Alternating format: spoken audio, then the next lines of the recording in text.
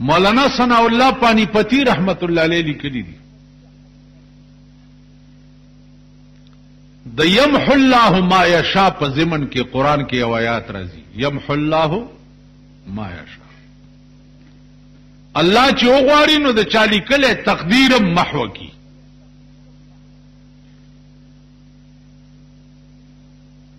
د مجدد الفسانی رحمت الله علیه د زامنو یو استاد مولانا طاهر نامه و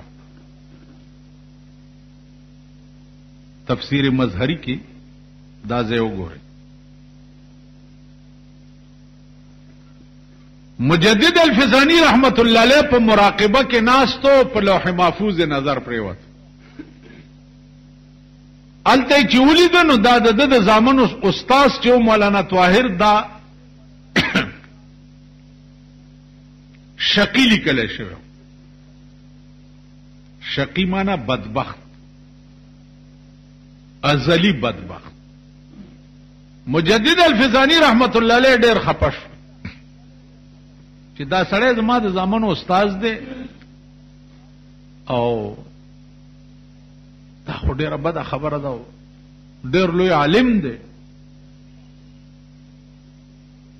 مجدد الفسانی رحمت الله علیه فرمایي چې ما تر آیات شو چې د نیکانو د مسلمانانو په دعا باندې تقدیر امرت کیږي نو ما دعاګانې شروع کړ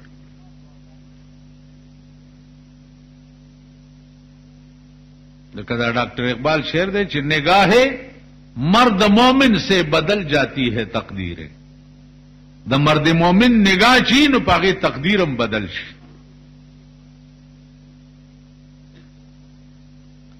دعاګانې می شروع کړې یو میاشت می الله تزاری وکړه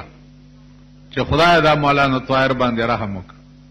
چې میاش پس می بیا مراقبه وکړه او په لوح محفوظ می نظر پریوتو نو مولانا طاهر می ولیدو چې د شقی په ځای سعید لیکل شوی یعنی د بدبخت په ځای نیکبخت لیکل شوی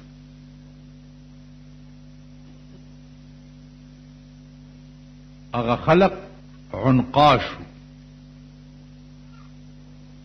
لاړ اوس الدنیا جیفه وطالبها کلاب دنیا یو مرداره ده او طلب کون کی سپی دی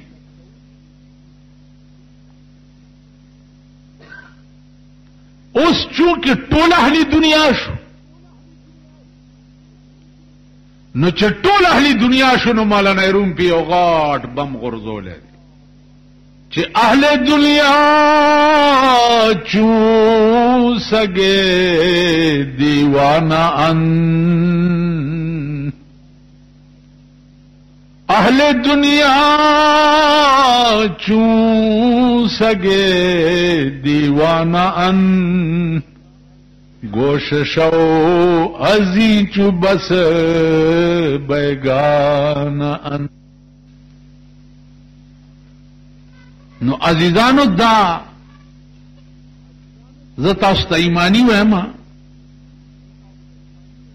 چې ما کومه زمانہ کې د قران ترجمه به چې پڑھاولا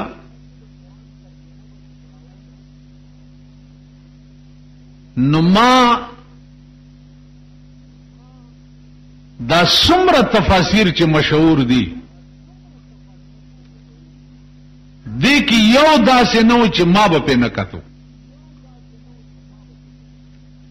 نور ستاسو دوا برکت ته زما حافظم خدا ما چې صد نظر اوتی دي نوراته یادم دي دا زه چې څومره تقریرونه 15 کال وشو ما 15 منټ هم چره تقریر ته سوچ نه دی کړی 15 منټ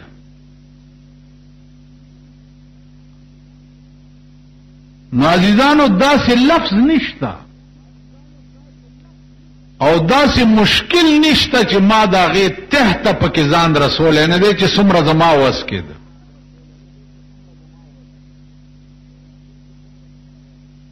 نو قران کریم د خدای د جمال او داغه د جلال او داغه د شان کلام دی او دا څومره سپکه خبره ده چې یو مسلمان ته دام نه ورځي چې زمونږ دی کتاب ته دا لفظ قرآن ولی وی، دا لفظ قرآن ورته ولی وی، دا کله نازل ده، څومره موده کې نازل ده، په دې پوه نه. مونږ بلا پیا چولې دا خو پوی دی او کنا پوی دی، که ژوندي نه رانږدې کېږي او په مرګ رانږدې شي بس خو الحمد قل هو پې وایو، نورې وایو چې بیختې ورپسې وځي چې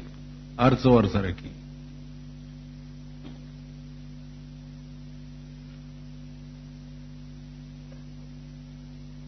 نو عزیزانو د دې کتاب متعلق یو خاص درد زړه کې پیدا کول پکار، ځکه چې بل څه شته نه.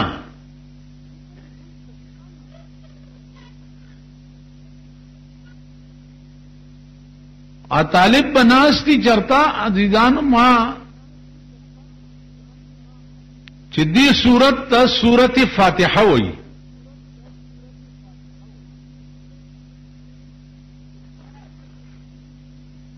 علامه قرطبی لیکلی دي چې د قرآن د هر یو سورت څه خاصیت وي. بعضی سورتونه داسې دي چې التا تسمیه د کل شی په اسم د جز باندې، لکه دې پسې سورت ته سورت بقره وایي. نو سورت بقره ورته ځکه وایي چې هغې کې مخکې د موسی علیه السلام د غوا ذکر دی، او بقره عربي کې غوا ته وایي. نو ټول سورت چې دی په یو جز مسمى شوی. دې سورت ته سورت الفاتحه وایي. علامه قرطبي وایي چې د فاتحه وجه دا ده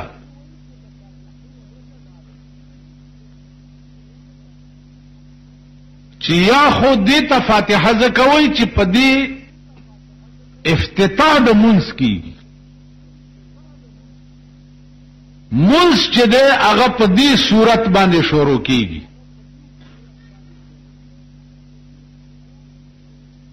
نو افتتاح شروع د شي ته وایي، په دې صورت منځ شروع کېږي، د دې وجه نه دې صورت ته سورت الفاتحه وایي. یا دا وجه ده، یا دا وجه ده چې په دې صورت باندې افتتاح د قرآن کیږي. د قرآن شروع چې ده نو هغه په دې صورت باندې کیږي. اوس که یو بل خلجان دی په دماغو کې راغی چې دا صورت باندې افتتاح د قرآن په دنیا کې کیږي، دیو جن ورته سورت فاتحه وایي، که اسمانونو کې په دې صورت باندې افتتاح د قرآن شوی و.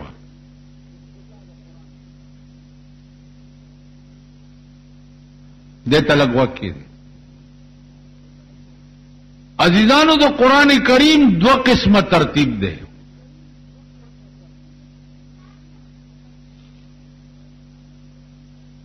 یو هغه ترتیب دی د قرآن چې په لوح محفوظ باندې لیکلی شوی،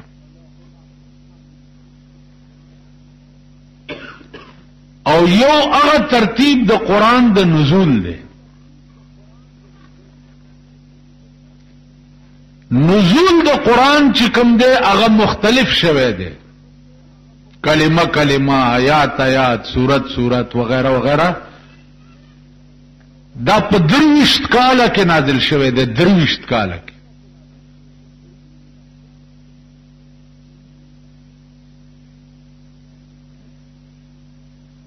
په لوح محفوظ باندې دا قرآن کمپلیټ لیکلی شوی. اوس دا موجوده ترتیب د قران چې دی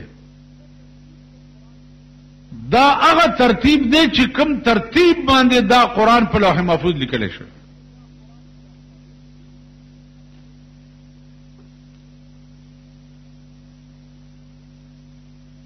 په دې اوس دا طالبان حضرات علما پويږي چې رسول الله صلی الله علیه وسلم تب څو وخت کې آیات راغې نو التبه حکم کو صحابه ہوتا چې دا آیات پلانی ځای کې کېدي دا پلانی صورت سره کېدي دا کلمه پلانی ځای سره کېدي بیا دا قران چې دی دا په درې قسمه سيزونو باندې لیکل شوی یو د اوسای په سرمنه باندې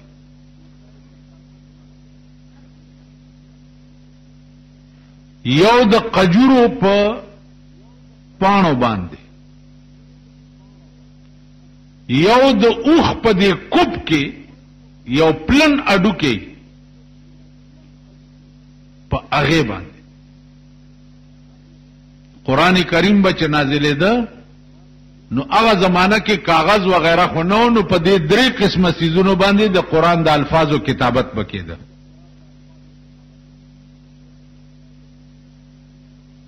د رسول الله صلی الله علیه وسلم نه بعد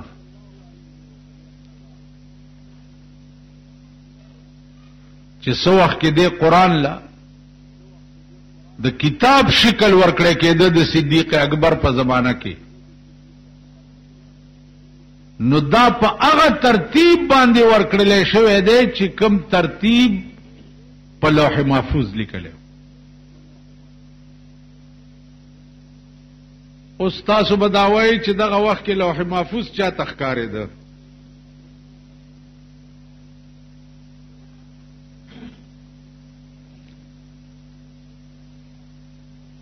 عزیزانو اوس خود دې زمانہ کې اډو دا خبره پکار ځکه نه ده چې دې وخت کې لوح محفوظ او سدرۃ المنتهى چا تخکاری خیال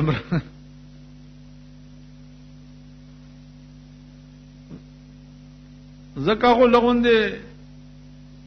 یو دو سلور بڑی سی پیدا کاو پراپیګاندا بدیو کیو ته چرته یو ګټ کې کینا دا سه پراپیګاندا بدیو شي چې په ژوندۍ نه باندې پارشه مالله کې کې نه نو دی وخت کې خوړو ز تعجب خبره ده نه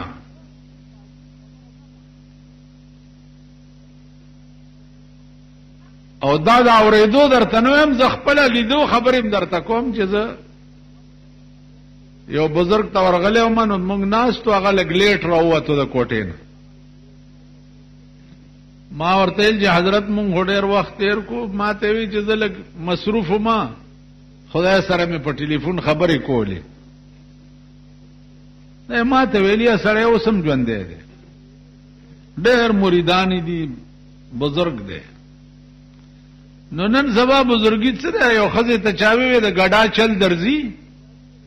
وی خوري ګډا څه ته وي خو ځان خوځول ته وي ځان خوځاوه به دغه ته ګډا وي